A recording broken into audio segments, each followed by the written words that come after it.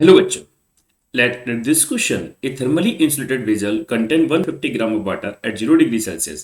Then air from the vessel is pumped out adiabatically. A fraction of water turns into ice at rest evaporate at 0 degree Celsius.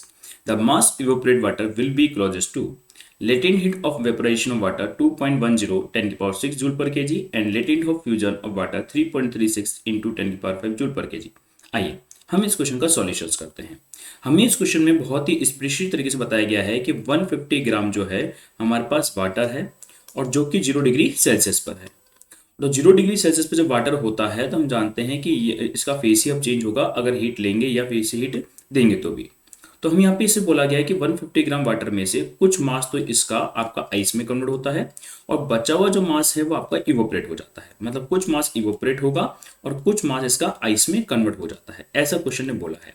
तो अगर हम बोलें कि evaporate अगर मास x ग्राम हो रहा है, मान लेते हैं इसमें से 150 में से, तो आइस में किसमें कितना कन्वर्ट हो रहा होगा, 150 माइनस का x ग्राम कन्वर्ट हो रहा होगा। बट हम जानते हैं कि इवोपरेट होने के लिए तो इसको हीट चाहिए और आइस में कन्वर्ट होगा तो हीट ये रिलीज करेगा, क्योंकि वाटर आइस में जब कन्वर्ट होता है तो हीट रिलीज करता है। सेकंड चीज ये तो क्लियर हो गया कि आइस में तो हीट रिलीज करने वाला है और ये हीट गेन करने वाला है। मतलब आइस में कन्वर्ट होने के लिए हीट क्या होने वाली है, लॉस होने वाली है, और हीट इवोपरेट होने के लिए हीट क्या होने वाली है, गेन होने वाली है। ये बात तो हमें समझ में आती है। बट प्रॉब्लम ये हीट जो लॉस होगी तो कितनी हीट लॉस होगी और ये हीट गेन करेगा तो इसको हीट देगा कौन, ये बात को समझना होगा। तो हम यहाँ पे देखते हैं कि 150 ग्राम वाटर है 0 डिग्री सेल्सियस पे। हम जानते हैं कि 0 डिग्री सेल्सियस पे जो वाटर होता है आइस में जब कन्वर्ट होता है तो हीट रिलीज करता है in the form of latent heat, क्योंकि कांस्टेंट टेम्परेचर पे जब भी फेज चेंज होता है तो हीट हमेशा लेटेंट हीट ट्रांसफर होती है।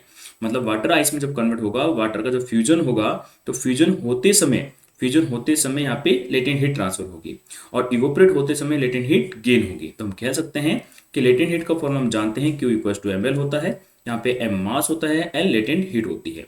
तो आइए बेटा हम एक बात बोल सकते हैं कि फ्यूजन के लिए जितनी हमें लेटेंट हीट चाहिए फ्यूजन के लिए, उतनी ही लेटेंट हीट हमें यहाँ पे इवोपरेशन के लिए भी चाहिए। जब वाटर आपका इवोपरेट हो रहा है तो उसके लिए भी हमें यहाँ पे उतनी ही हीट चाहिए, इवोपरेट के लिए भी। अगर हम यहाँ पे फ्यूजन का फॉर्मूला लगाएं और लेटेंट हीट का इवोपरेट का फॉर्मूला लगाएं तो लेटेंट हीट के लिए यहाँ पे जो फ्यूजन है उसका मास कितना है, 150 माइनस का x ग्राम मास है इसका।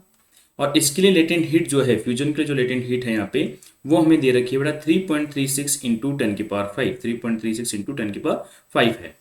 तो 3.36 इंटू 10 की पावर 5 है।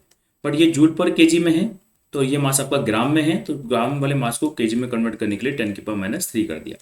इवोपरेशन होने के लिए मास यहाँ पे x ग्राम हो गया, उसको केजी में कन्वर्ट करने के लिए 10 की पावर माइनस 3, और उसके लिए जो लेटेंट हीट दे रखी है इवोपरेशन के लिए लेटेंट हीट दे रखी है वेपराइजेशन के लिए वो 2.10 10 की पावर 6 है। 2.10 10 की पावर 6 हमें गिवन है। तो देखिए बेटा यहाँ पे 2.10, यहाँ पे 2.10 10 की पावर 6 हमें वो गिवन है।